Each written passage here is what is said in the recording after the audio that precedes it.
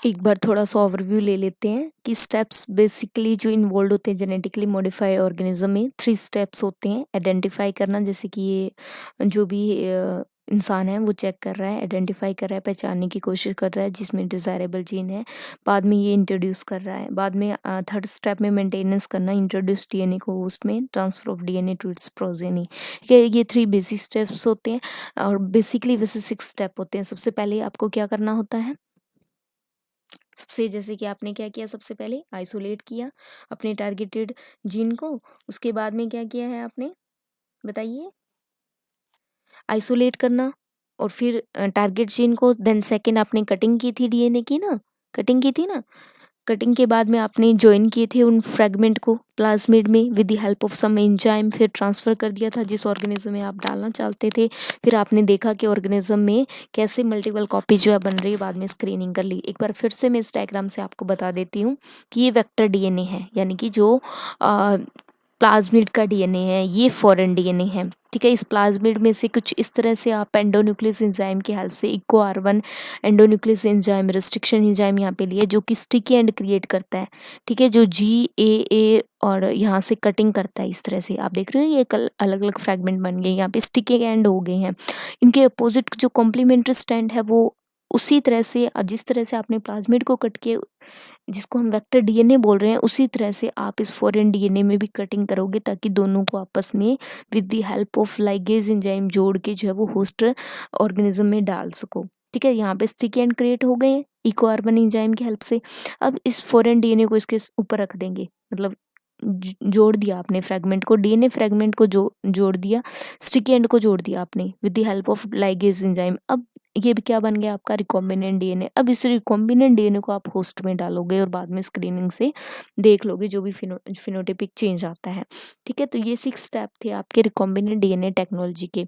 3 steps यहाँ पे देख पा रहे हो, 3 स्टेप आपको मैंने ऊपर बताए थे कि क्या करना है। सबसे पहले आपने आइडेंटिफाई किया, आइसोलेट किया अपने टारगेट जीन को, उसके बाद में आपने इंट्रोड्यूस कर दिया, डाल दिया होस्ट में।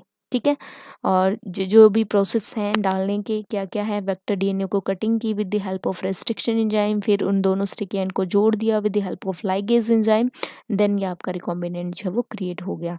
क्लियर है यहाँ तक, किसी को कोई डाउट? ठीक है, अब हम बात करते हैं tools of recombinant DNA technology में किन किन टूल्स की मदद से जो है वो चीज़ें की जाती हैं। रिकॉम्बिनेंट डीएनए टेक्नोलॉजी को हम जेनेटिक इंजीनियरिंग भी कॉल करते हैं। ये किसका फील्ड है, बायोटेक्नोलॉजी का। ये स्पेशलाइजेज इन डेवलपिंग, ये क्या करते हैं, क्या बनाने में का काम करते हैं, न्यू कॉम्बिनेशन बनाते हैं जेनेटिक मटेरियल का। जेनेटिक मटेरियल यानी कि डीएनए आरएनए में जो भी चेंजेस वगैरह करने होते हैं इनकी इन टेक्निक्स की हेल्प से हम करते हैं, जिनको हम रिकॉम्बिनेंट या आरडीएनए बोलते हैं, जो कि आर्टिफिशियली कंस्ट्रक्ट किए जाते हैं लेबोरेटरी में for introduction in host cell में। बाद में हम होस्ट सेल में डालते हैं फॉर किसके लिए, उसकी मल्टीपल कॉपी बनाने के लिए एंड प्रोपेगेशन के लिए। ठीक है, क्लियर है यहाँ तक। तो वेरियस टूल जो रिक्वायर्ड होते हैं रिकॉम्बिनेंट डीएनए टेक्नोलॉजी को, सबसे पहले तो उसको एंजाइम चाहिए कटिंग के लिए। ठीक है, फिर सोर्स ऑफ डीएनए, किस सोर्स से आप डीएनए ले रहे हो, either whether it is a plant और एनिमल्स। ठीक है, फिर पॉलीमरेज चेन, पॉलीमरेज एंजाइम, फिर पीसीआर करेंगे ना मल्टीपल कॉपी चेक करने के लिए, क्या मतलब उसका वो जिस जीन को हमने डाला था उसको चेक करने के लिए, फिर आप पीसीआर जेल वगैरह लगाएंगे देखने के लिए। ठीक है, और ligase enzyme, vector and host organism, इन चीज़ों की ज़रूरत पड़ती है इन टेक्नोलॉजी को परफॉर्म करने के लिए। Enzyme, source of donor DNA, PCR, ligase, vector and host organism. Clear है यहाँ तक? ठीक है, ये तो होगी हमारी बेसिक इन्फॉर्मेशन। एग्जाम में यहाँ से क्वेश्चन फ्रेम होते हैं। रिस्ट्रिक्शन एंजाइम का कब पता लगा था, 1963। और आपके जो इसका जीन क्लोनिंग का कब पता लगा था, 1972। तभी तो ये कट कर पाए ना, क्योंकि उनको एंजाइम पता थी कि हम एंजाइम से कैसे कट कर सकते हैं। ठीक है, तो 1972 में इन्होंने जीन क्लोनिंग बताया। और जबकि रिस्ट्रिक्शन एंजाइम का पता 1963 में अर्बर ने डिस्कवर कर दिया था इकोलाई में। ठीक है, E coli is able to protect itself from the attack of bacteriophage. उसने कहा कि वायरल या किसी भी अटैक से जो है वो इकोलाई एक फ्रेंडली बैक्टीरिया है, वो मतलब इस पे किसी चीज़ का कोई इफ़ेक्ट ज़्यादा नहीं देखने को मिलता, और इसमें क्या होता है, डिफेंस मैकेनिज़्म होता है, ये अपनी सुरक्षा खुद कर लेती है, ठीक है। इसलिए हम इसको रिस्ट्रिक्शन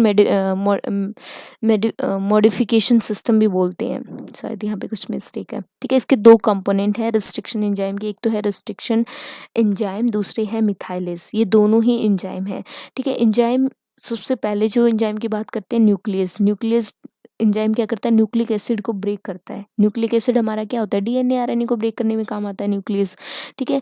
विच रिकॉग्नाइज, ये पर्टिकुलर पैलिंड्रोमिक डीएनए सीक्वेंस को पहचानता है और डिग्रेड द सेम, और उसे खत्म करने में काम करता है, ठीक है।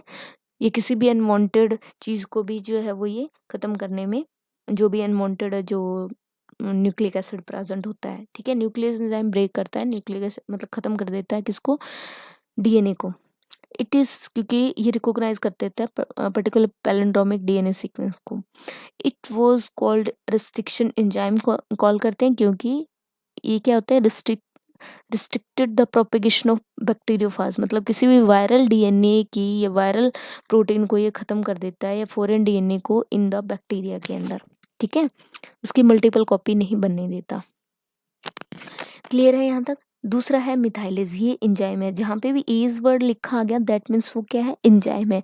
The enzyme adds methyl group, ये एंजाइम क्या करता है, मिथाइल ग्रुप को ऐड कर देता है पैलिंड्रोमिक रीजन में, जहाँ पे पैलिंड्रोमिक डीएनए की सीक्वेंस होती है और बैक्टीरियल डीएनए की, सो ताकि क्या हो, restriction enzyme is unable to harm the bacterial genome, ताकि जो भी रिस्ट्रिक्शन एंजाइम होते हैं, ठीक है, वो नुकसान ना पहुंचाए बैक्टीरियल जीनोम को, बैक्टीरियल डीएनए को कोई नुकसान ना पहुंचाए। मिथाइलेज एंजाइम मिथाइल ग्रुप को ऐड कर देगा palindromic region of bacterial DNA में, so that restriction enzyme is unable to harm the bacterial genome. Clear है यहाँ तक। कोई डाउट, कोई परेशानी है तो बता दीजिए मुझे, ठीक है।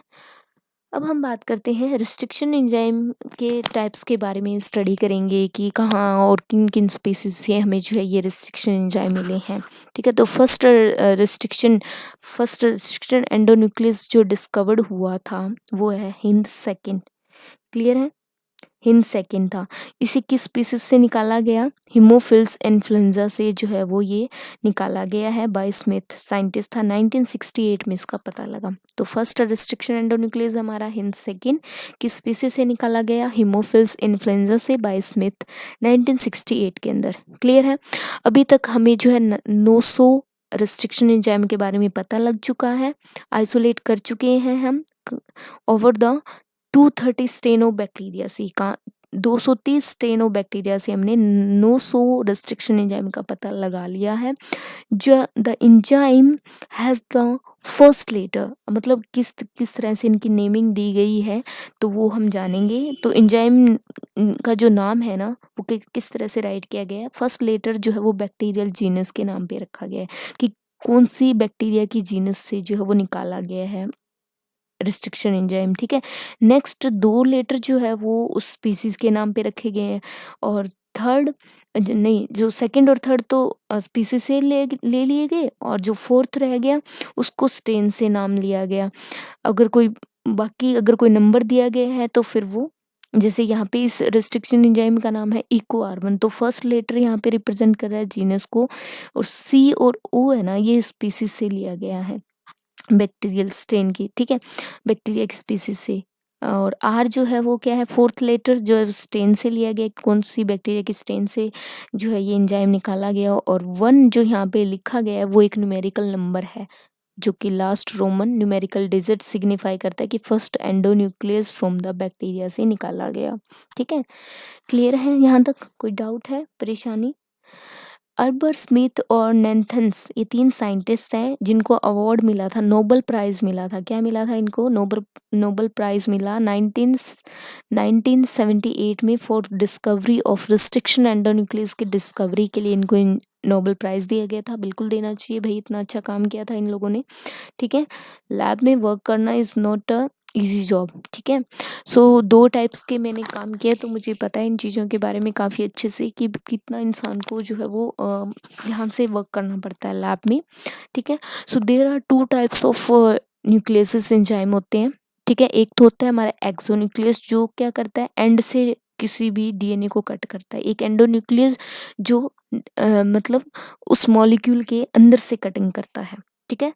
एक एंड से कट करता है डीएनए मॉलिक्यूल को, और एक जो है वो इनसाइड से। एंडो मतलब इनसाइड, एक्सो मतलब बाहर से कटिंग करता है, बाहर के एंड से, ठीक है।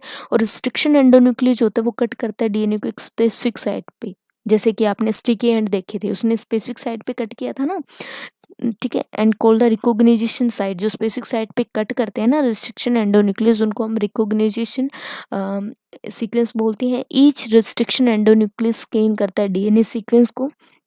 पहले वो एंजाइम स्कैन करेगा डीएनए की सीक्वेंस कहाँ प्रेजेंट है, फिर वो फाइंड करके रिकॉग्नाइजेशन सीक्वेंस को ढूंढ के कि यहाँ से कटिंग लगेगी, it stick to that cut of each, मतलब वहाँ से कटिंग लगा देगा, और ताकि दूसरा जो कोई भी कॉम्प्लीमेंट्री स्टैंड है वो यहाँ पे आके बाइंड हो सके to stand of double helix at specific point through S.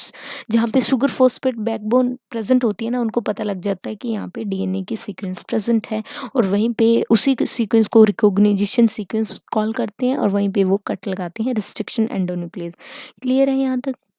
जैसे कि आपने यहाँ पे देख रहा है, ये वेक्टर डीएनए है, अब इसको यहाँ पे स्पेसिफिक पोजीशन पे कट कर रहा है ना ये EcoR1 एंजाइम, और फॉरेन डीएनए में भी वो उसी पोजीशन पे ही कट करेगा, ठीक है।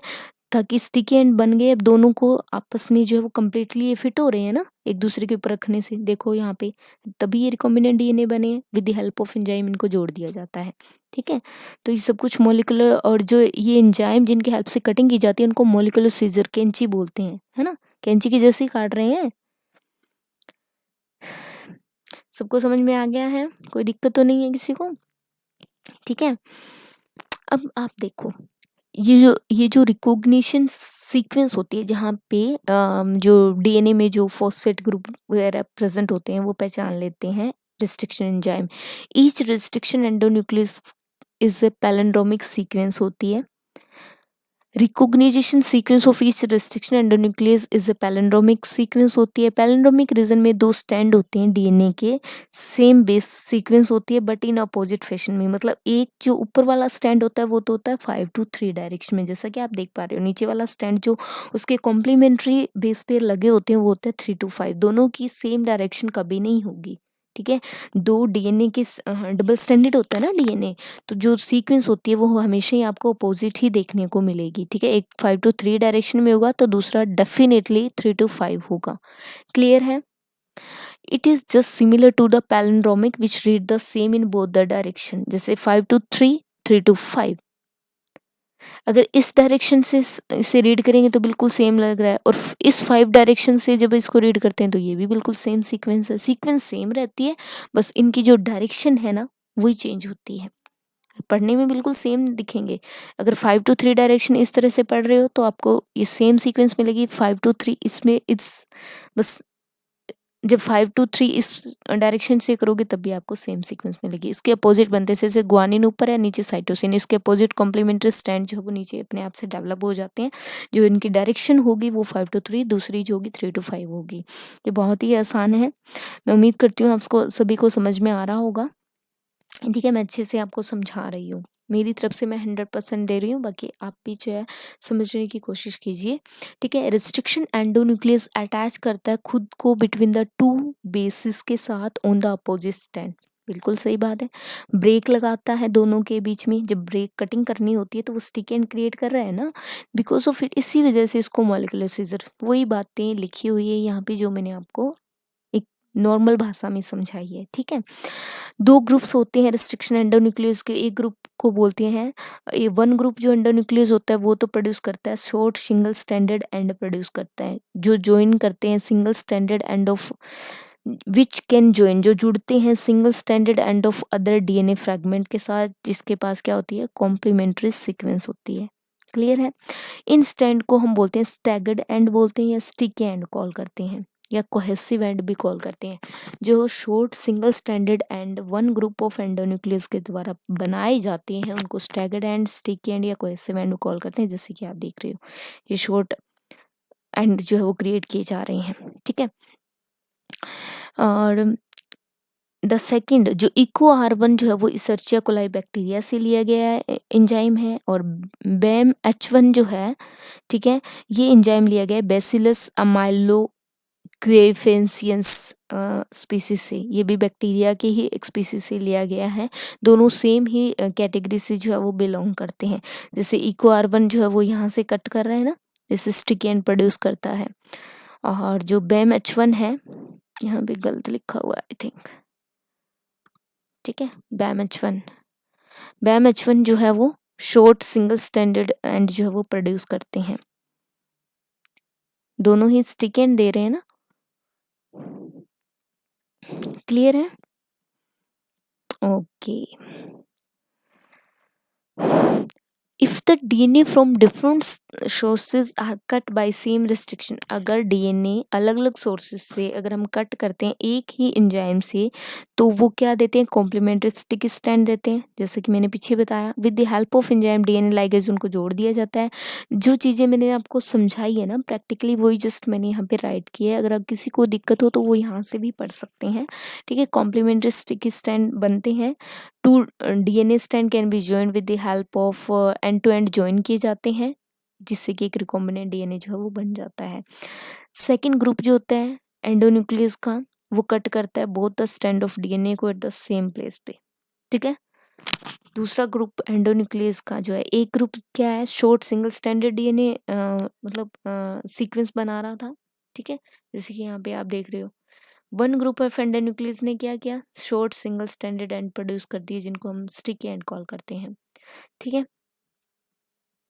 और दूसरा जो है second group of endonuclease cut करता है both the stand of DNA को at the same place so that single standard piece are not left on the end, ठीक है, ताकि वो एंड टू एंड नहीं रखे जा सकते।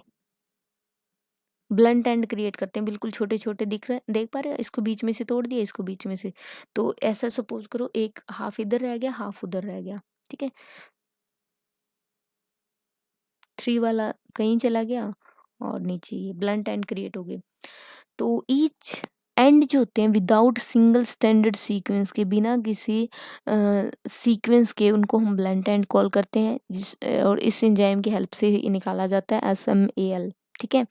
और इस स्पीसीज से निकाला गया है सेरिएटा से, सेरिशिया से, and scale 1 belong to the category of endonuclease which produce करता है ब्लंट एंड प्रोड्यूस करता है। जो फ्रैगमेंट होते हैं ब्लंट एंड के, ये यूज्ड किए जाते हैं एज इट यूज किए जाते हैं, ब्लंट एंड को एज इट यूज किया जाता है। Small linker are sometime added to the end for the separation of gene, ताकि बाद में जो है जीन के सेपरेशन के लिए, मतलब एज इट ये यूज़ किए जाते हैं, स्मॉल लिंकर की तरह ऐड किए जाते हैं, ठीक है। ब्लंट एंड जो है वो made are also made sticky और cohesive by addition of poly A और पॉली टी टेल डाल के, जो हम उनको कोहेसिव या स्टिक एंड भी बना सकते हैं with the help of enzyme terminal transferase enzyme. ये तो कुछ खास नहीं है, बस आपको पता होना चाहिए। बस जो सेकंड ग्रुप ऑफ एंडोन्यूक्लियस है वो ब्लंट एंड क्रिएट करता है, और फर्स्ट ग्रुप ऑफ एंडोन्यूक्लियस जो है वो आपका स्टिक एंड क्रिएट करता है। बस मोटी मोटी बात याद रखनी है आपने, ठीक है। यहाँ तक क्लियर है? होप सो ये आपको क्लियर हो गया होगा। सॉरी।